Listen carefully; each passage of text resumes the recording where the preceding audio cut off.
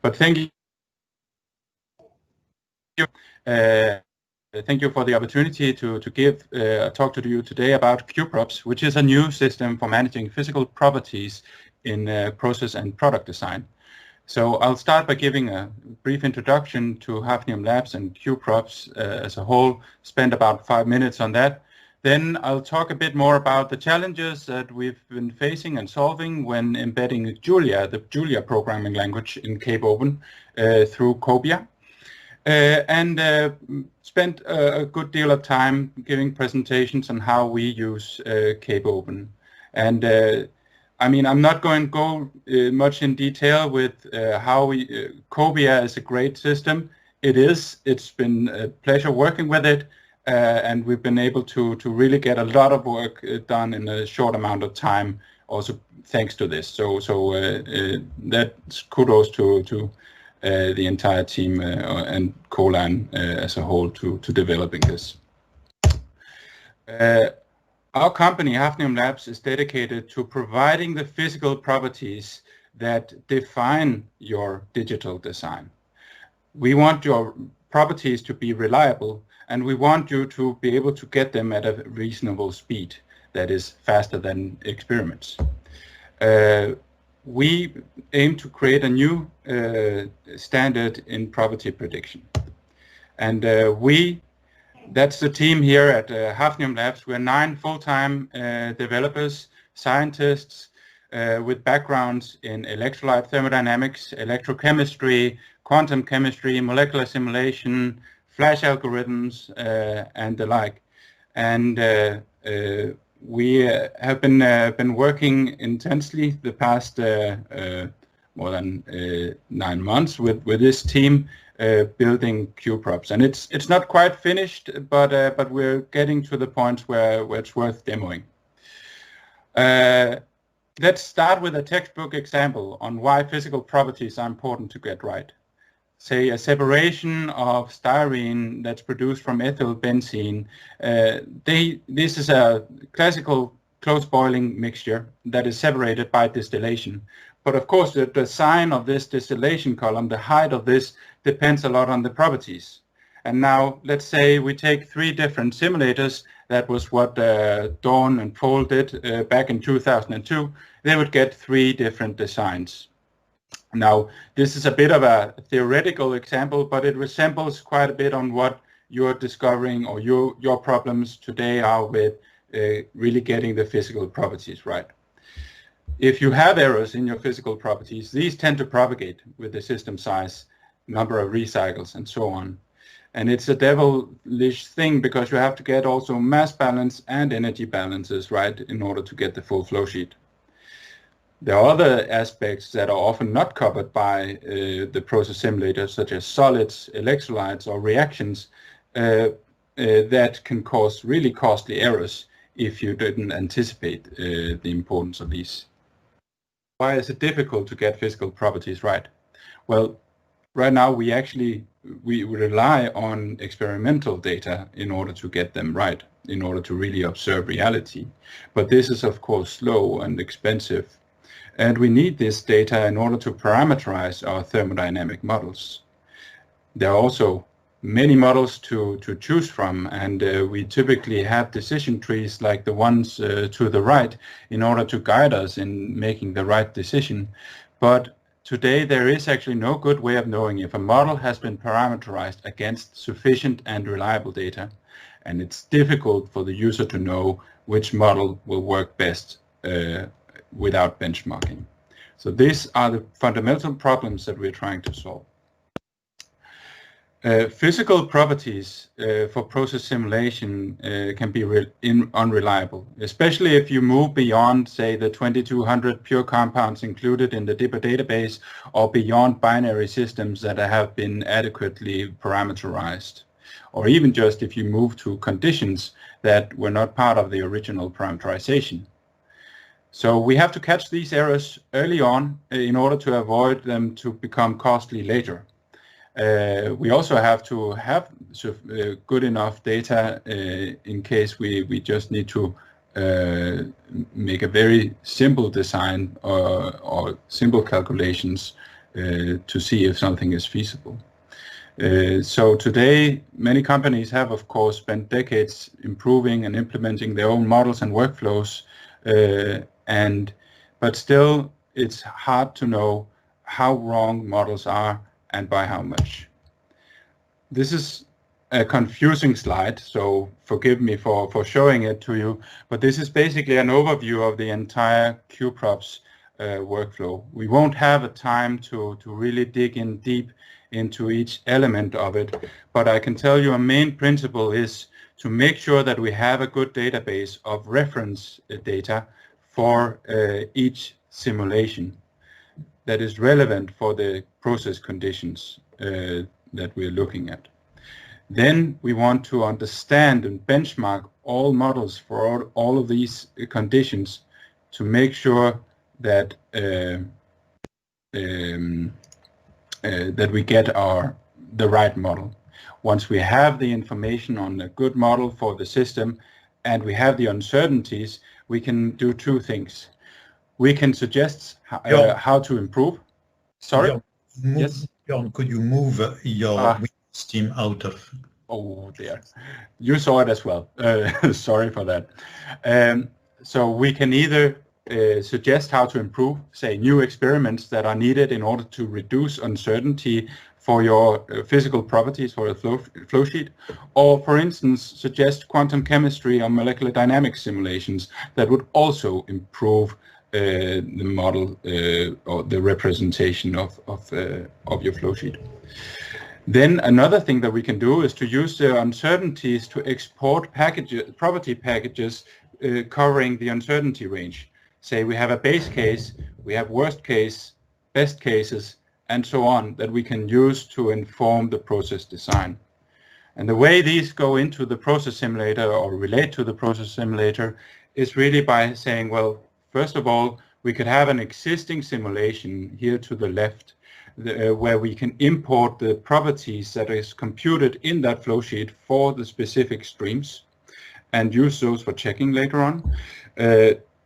First step is really just to get the compounds ready, and I'll show you a demo of that later. Then at the other end, it's really about having property packages that can replace parts of the flow sheet, property packages, or the entire flow sheet with new properties.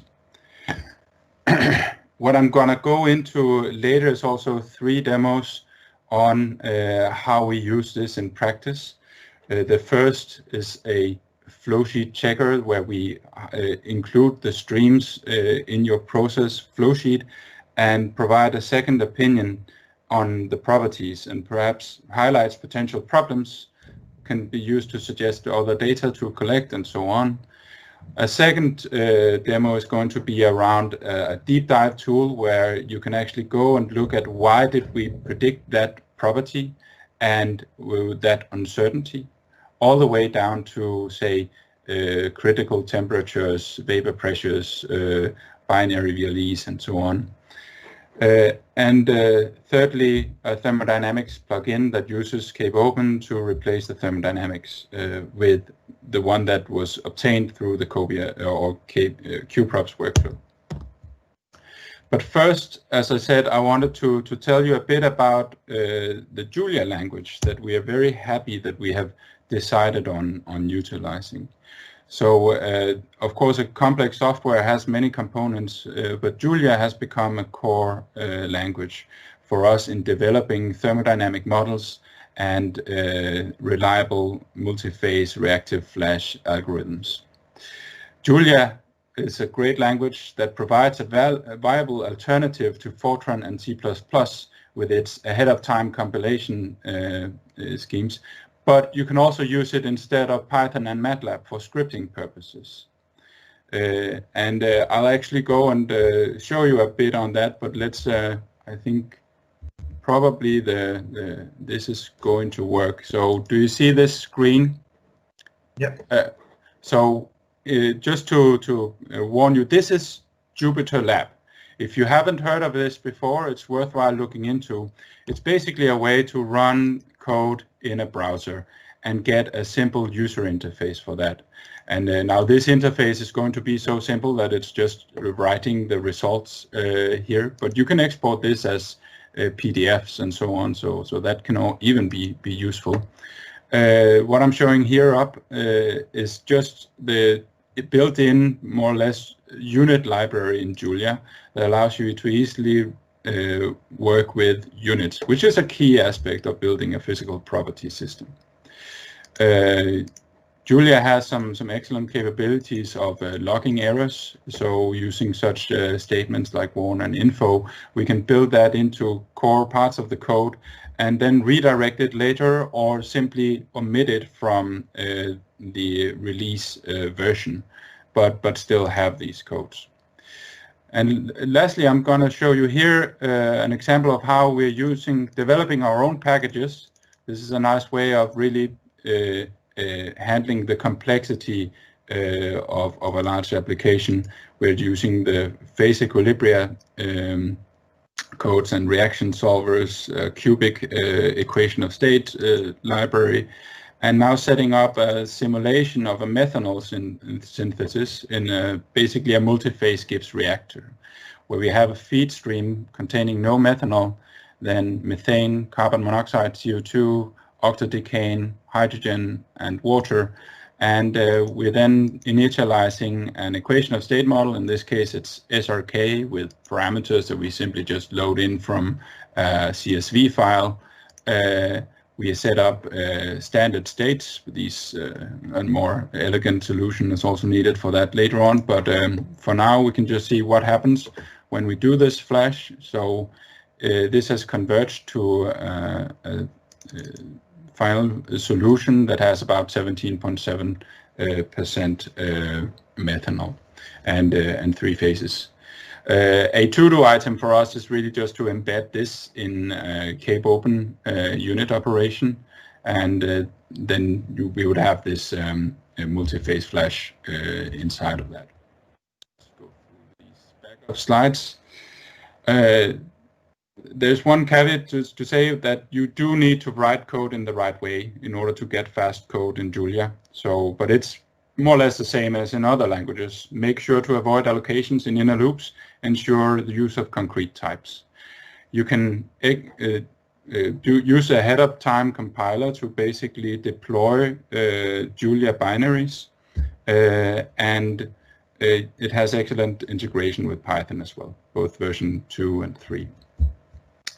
One issue that we ran into when implementing this in CAPE-OPEN was that the process simulator might be multi-threaded and needs to have a property package in each thread, but the Julia C API must be called from a single thread.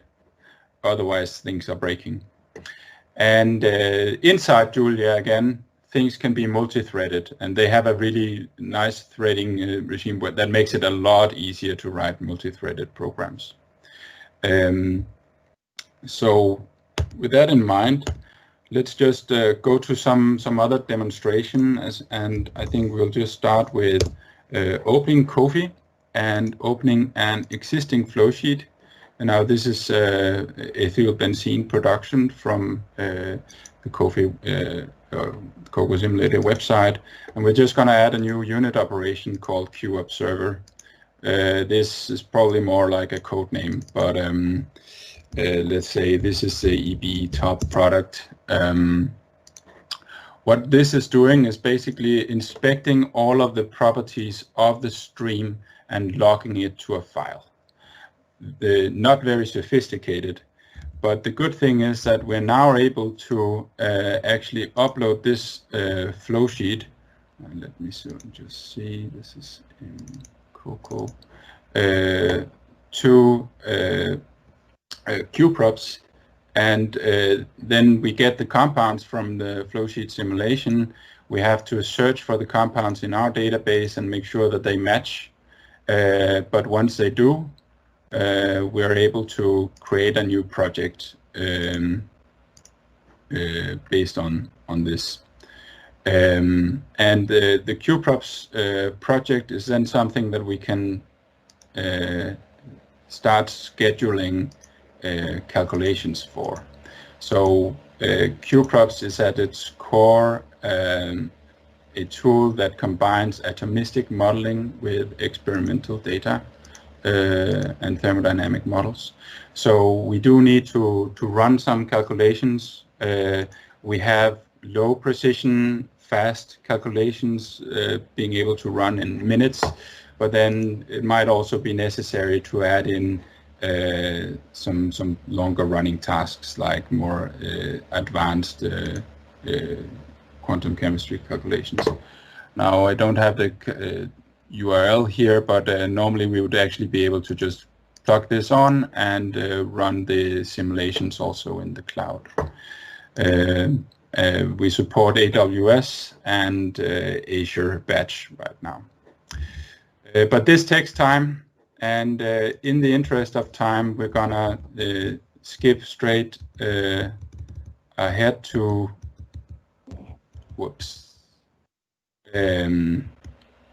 to the flowsheet checker. This is basically 3 streams that we have included from a flowsheet, and we have selected some pretty nasty stuff, right? So it's a methane, ethane, propane, carbon dioxide, and H2S system. The first stream has 2 phases, but the second stream actually has 4 phases, so H2S rich, C1 rich, and vapor and CO2 rich. And what you can see is that the process simulator results are shown here, and QProps results are shown here. Whenever there is a range of values, we show this as a range. And then we can say whether we think that the simulation results matches with what we would expect from QProps. And we can suggest which variable was the most relevant for this property that you should then go and check. And overall, we provide a system of warnings that may be conveyed to the user, and it's possible to then go and have a look at those properties that we think might be worthwhile looking at. The next step is our uncertainty deep dive tool. Like I said, this is really to try to go into deep in a probabilistic simulation where all of the properties have uncertainties. What does that mean for our full stream property? So now this is the same stream as in the previous slide. This is a probability density function where we show here what is the phase fraction of different phases. And this is now a full sampling of all of the different property values that we think are likely for this stream at these conditions. And we see that this becomes distributions. Some of them are quite wide and others are narrow. The 4-phase solution is something where we have the greatest variance, naturally also in the composition of each of these phases and so on, whereas the 2-phase is almost 100% certain. But the 2-phase case, we only see that in 7% of all of the flashes.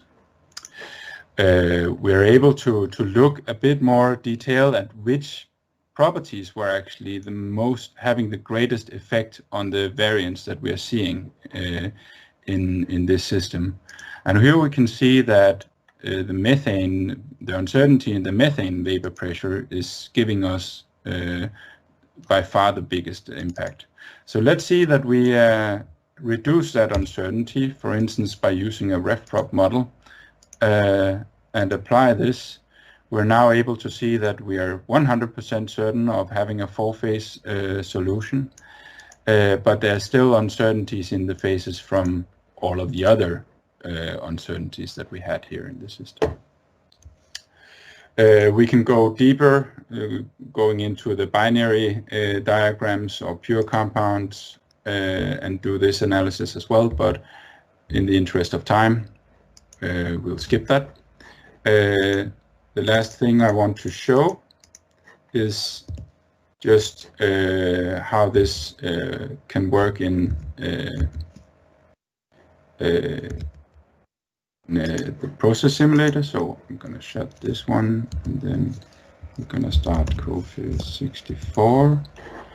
We're going to add a thermodynamic package,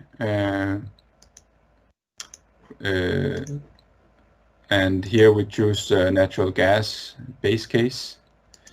This takes a little bit of time loading in, because even though we have compiled what is called a sys image of Julia, there's still quite a big program actually to be including in COFE. And that's the downside of Julia, that it basically has a compiler and a lot of other things included inside it. So your executables get vastly larger. We can just set up a simple stream now and get properties into COFE and other simulators as well. We have our multi-phase flash tool in this one, but it's not yet reactive, mainly because this reactive flash is a new interface specification by CAPE-OPEN that is not yet supported in many places. But we do have the background for the backend for supporting this now. Let's add a unit operation, just a simple flash, just to see that we can actually start doing now a flow sheet with the properties exported by QProps. And its source does have a little warning. I checked this morning, and we know what it is and working on it. But that brings me more or less to the end of my talk. I've demonstrated how QProps integrates with process simulation end-to-end, and how we use CAPE-OPEN. I haven't talked much about the COBIA, but COBIA is at the core of really being able to make this work in such a short amount of time. It's so much easier and more pleasant to work with than COM directly. So thanks a lot for that. We have some next steps in terms of our COBIA development, for instance, exporting the Julia script for the multi-phase Gibbs reactor as a unit operation, and later also as a reaction supporting physical properties package. We would like to use the flowsheet monitoring interface to import all streams from a flowsheet to QProps at once, and perhaps also to give this information back to the simulator so that everything can happen in the simulator environment. But as far as we know, at least, there's only one simulator out there that supports the flowsheet monitoring. And then we have some work on speeding up flashes using previous estimates or results from each stream. In terms of the timeline for QProps, we are just about ready to start beta testing of this, so reach out to us if you're interested in learning more. And otherwise, if there are any questions, be happy to answer.